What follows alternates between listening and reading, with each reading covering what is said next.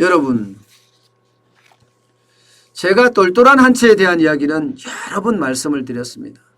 집값이 폭락하더라도 강남의 똘똘한 한 채는 계속해서 올라갈 거다. 떨어지더라도 얼마 떨어지지 않을 거다. 그런 이야기를 곁들여서 말입니다. 실제로 지금 강남 집값은요, 솔직히 폭등하고 있어요. 재건축을 중심으로 해서 올라가는 정도가 적지가 않아요. 적지가 않아요. 예.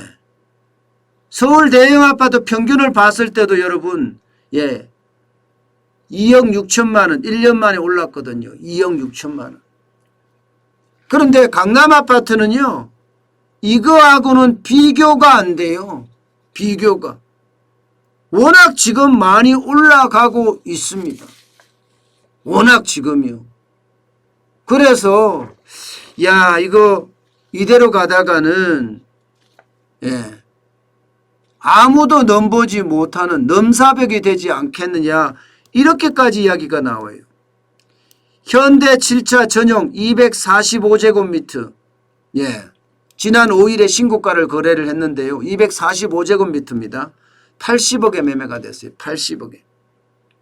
기존 신고가는 67억이었어요. 67억. 그러면 얼마가 올랐다는 겁니까? 13억이 올랐다는 거예요. 13억이. 이게 강남 재건축에 대한 이야기거든요. 이거는요, 한남 더일 전용 243제곱미터, 여기도 80억에 거래된 적이 있거든요.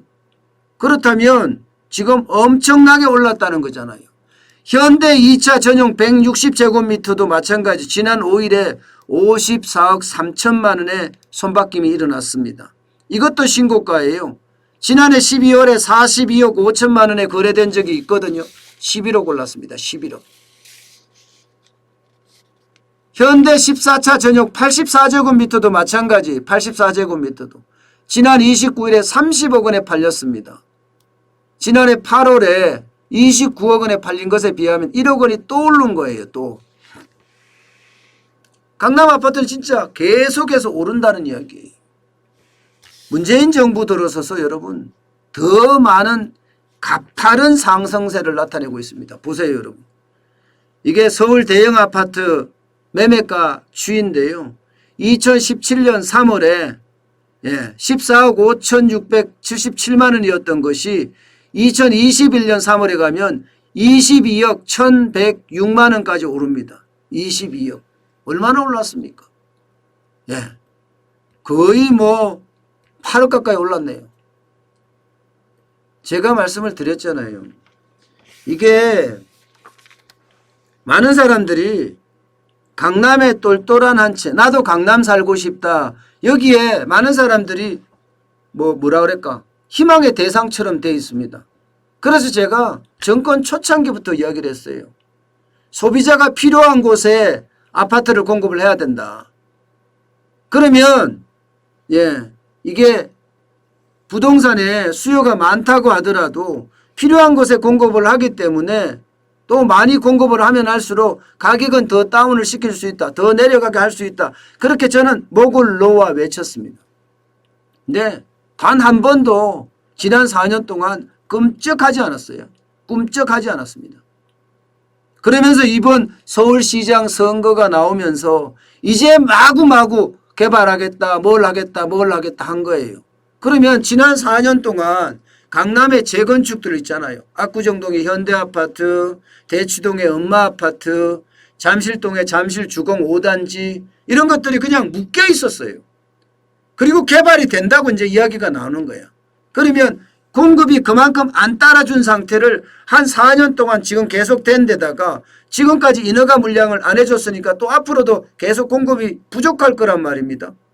그렇게 되면 사람들의 심리는 강남의 재건축 아파트들 더 많이 올라갈 거야 하면서 강남으로 몰릴 수밖에 없는 거예요. 그래서 똘똘한 한 채가 지금 고공행진하고 있는 겁니다. 전체적으로는 안정보합이라고 이야기하지만 재건축을 중심으로 해서는요. 민주당의 박영선 후보가 되든 국민의힘의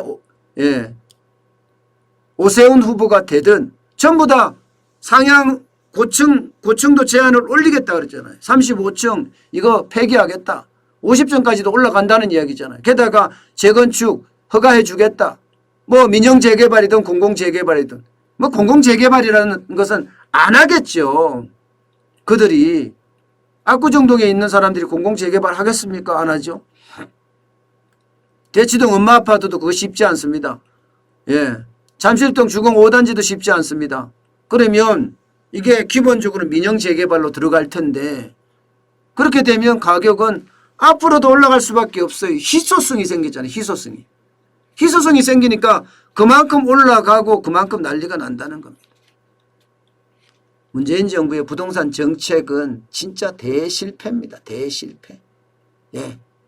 이렇게 대실패를 해놓고도 예. 반성이 없다는 것을 보면 솔직히 좀 안타까워요. 반성이 없다는 걸 보면요. 예. 이게 정책이라는 게요. 수요를 억누를 때가 있고요. 공급을 더 부양시킬 때가 있습니다. 그때 다른 정책을 쓰지만 일반적으로는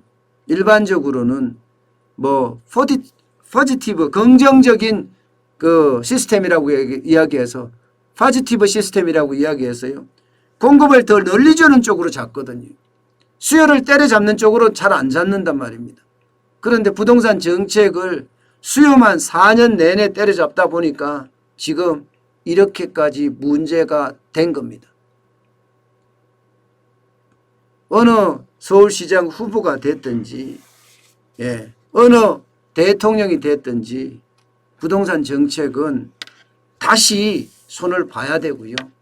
또 그래야만 우리의 삶들, 청년들의 삶들, 젊은이들의 삶들 예, 좀 많이 좋아지지 않을까 다시 한번 생각을 해 봅니다.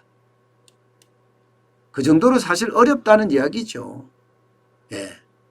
부동산 자체가 정책을 실패하는 바람에 예, 누구나 다 부동산에서는 불만을 가지고 있을 정도입니다. 세금은 세금대로 올라 들어갈 때는 들어갈 데가 없어 전세 난민이 돼서 경기도로 내려가 그러니 참 환장할 노릇이죠.